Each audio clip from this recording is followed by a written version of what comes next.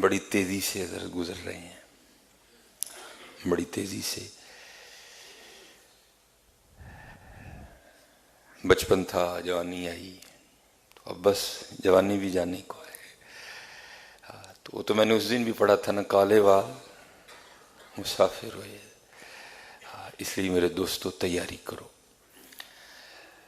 بس دعا کرو حضرت ہم سیکھنے والے بن جائیں۔ جب آپ سیکھنے والے بن جاؤ گے تو پھر سیکھنے کے لیے ارد گرد بہت کچھ ہے حضرت، بہت کچھ ہے۔ وہ میں پڑھ رہا تھا کہ کوئی بزرگ کیسے بنا، حضرت کو وجہ ہوتی ہے نا، پھر بندہ بزرگ بن جاتا ہے حضرت۔ وہ کہتے ہیں بزرگ کہ میں نا رات کو تقریباً 1 بجے اٹھا تو کیا دیکھا کہ بیٹی نا کتاب کھولے پڑھ رہی ہے، تو ظاہر باپ کی محبت تھی۔ تو کہتے ہیں میں نے اپنی بیٹی کو کہا بیٹا 1 بج گیا، سو جا، کیوں پڑھ رہی ہو؟ وہ کہتی نہیں بابا آج پڑھنا ضروری ہے۔ کہتے خیر میں آ کے اپنے کمرے میں لیٹ گیا، تو 2 بجے تو میں پھر گیا تو دیکھا تو بیٹی پھر پڑھ رہی ہے۔ تو کہتے میں نے کہا بیٹا 2 بج گئے ہیں، کیا ایسی آفت آ پڑی کہ تو اب بھی پڑھ رہی ہے؟ تو وہ بزرگ کہتے ہیں میری بیٹی آگے سے جواب دیتی ہے ابا صبح ہفتے کا آخری دن ہے، اور ٹیچر نے کہا تھا کہ صبح میں نے پورے ہفتے کا ٹیسٹ لینا ہے، تو میں اس لیے محنت کر رہی ہوں کہ اگر میں اس پورے ہفتے کے ٹیسٹ میں فیل ہو گئی تو استاد بھی ناراض ہوگا اور کلاس فیلو کے سامنے بے عزتی بھی ہوگی۔ آپ فرماتے تیر بن کے یہ فکرہ دل کو لگا کہ یار 1 ہفتے کا امتحان ہے، اور اس کو کتنی فکر ہے کہ میں نے اپنے ٹیچر کو 1 ہفتے کا امتحان دینا ہے۔ وہ بندے تجھے کوئی فکر نہیں، تو نے رب کو پوری زندگی کا حساب دینا جا کے، تجھے کوئی فکر نہیں، تو نے بھی تو رب کو جا کے ساری زندگی کا حساب۔ ہاں حضرت قرآن کریم ہے افحسبتم انما خلقناکم عبثا، کیا تم نے سمجھا میں نے تمہیں ایم ہی پیدا کر دیا، وانکم الینا لا ترجعون، اور کیا تم میری بارگاہ میں پیش نہیں کیے جاؤ گے؟ ہاں حضرت حساب تو حضرت ہونا ہے، حضرت حساب تو ہونا ہے حضرت۔ ثم لتسألن یومئذ عن النعیم۔ اور میں تو اکثر حضرت کہا کرتا ہوں اگر وہ حساب لینے پہ آ گیا تو حضرت میں تو اس چادر کا بھی حساب نہیں دے سکتا حضرت، اللہ معافی دے دے حضرت، میں تو اس چادر کا بھی حساب نہیں دے سکتا۔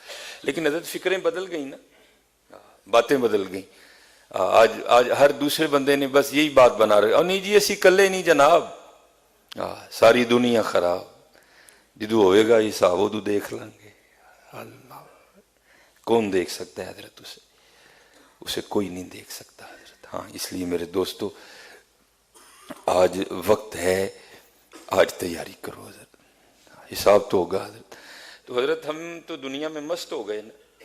ایک روایت میں لکھا ہے کہ ایک دن صحابہ علیہم الرضوان نے حضور نبی علیہ السلام کی بارگاہ میں عرض کی اے اللہ کے رسول علیہ الصلوۃ والسلام ذرا ہمیں بتائیں کہ حساب کس طرح ہوگا۔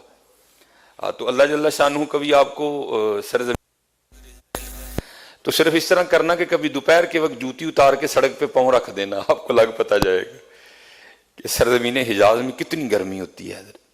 تو لکھا ہے کہ حضور نبی علیہ الصلوۃ والسلام نا اپنے صحابہ کو باہر لے گئے، تو ایک گول سا پتھر پڑا تھا، تو آپ نے فرمایا میرے صحابہ ننگے پاؤں اس پتھر پہ کھڑے ہو جاؤ اور جو جو چیزیں تمہارے گھر میں پڑی ہیں نا سب کا نام لو۔ تو اب جس کے گھر میں جتنا سامان زیادہ تھا اس کے پاؤں بھی اتنے ہی جلے حضرت۔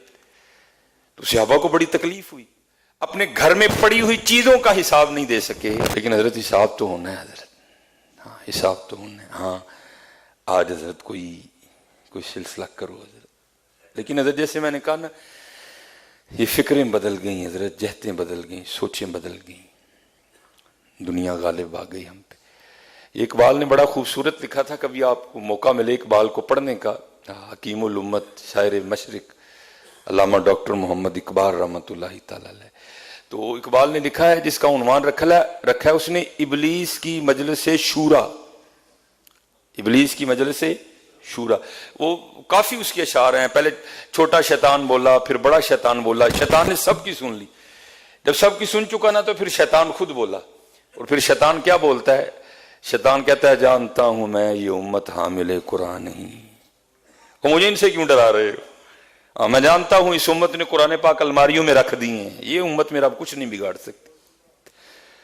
اب وہ سر کی قرآن پاک پڑھنے والے بابے گئے حضرت، اب نہیں، مجھے نہیں ڈر لگتا ان سے، اب اس امت کا اوڑھنا بچھونا قرآن نہیں ہے، میں اسے جانتا ہوں، میں یہ امت حامل قرآن نہیں ہے، وہی سرمایہ داری بندہ مومن کا دین۔ انہوں نے قرآن چھوڑ دیا، اب یہ سارے پیسے کے پیچھے بھاگ پڑے ہیں، اور جس نے قرآن چھوڑا وہ میرا کچھ نہیں بگاڑ سکتا۔